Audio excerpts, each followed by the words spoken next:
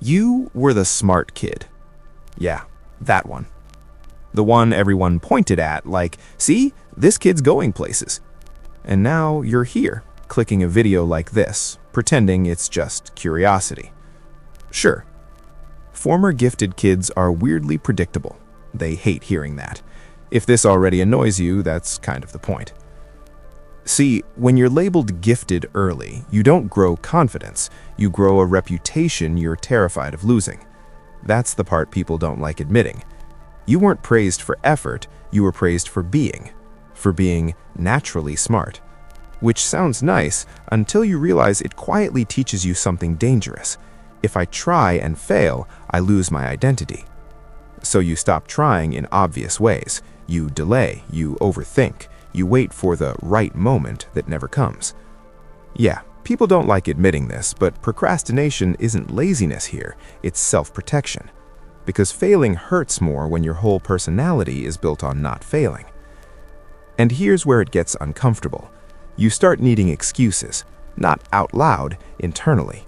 If I didn't really try, it doesn't count. If I'm bored, it means it's beneath me. If they succeed, they're just lucky. This is the part everyone pretends doesn't apply to them. You learn how to sound smart instead of doing hard things. You develop opinions faster than skills. You critique before you create, because criticizing keeps you superior without risking exposure. And you call it being self-aware. But really, it's insecurity dressed up as intelligence. Here's the quiet trick your brain pulls. When you don't live up to the gifted label, you don't lower the label, you lower the importance of achievement itself. You start saying things like, success is meaningless, or the system is rigged, or I value freedom, not status. Maybe you do, but also maybe that's just ego damage control. This is moral licensing in disguise. You feel entitled to underperform because you could have been great. Potential becomes a substitute for results, and potential is convenient because no one can disprove it. Being gifted didn't give you an advantage, it delayed your confrontation with mediocrity.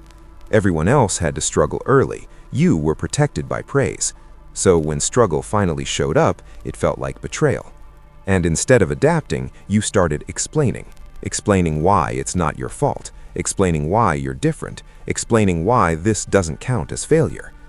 Yeah, people don't like admitting this, but the smartest defense mechanism is sounding smarter than the situation. You notice how former gifted kids are obsessed with being misunderstood? That's not depth, that's denial. If no one truly gets you, then no one can accurately measure you. And measurement is the real threat, because once you're measured, you're just normal. And normal doesn't match the story you were sold. So you hover in this weird limbo, too self-aware to be delusional, too afraid to be exposed, quietly superior, quietly stuck. No villain, no tragedy, just a slow erosion of identity built on praise instead of resilience. And the worst part? You can feel all of this happening. You just call it something else. You call it burnout. You call it boredom. You call it not aligning with your values. But deep down, there's a simpler thought you avoid finishing. What if I was never special, just early?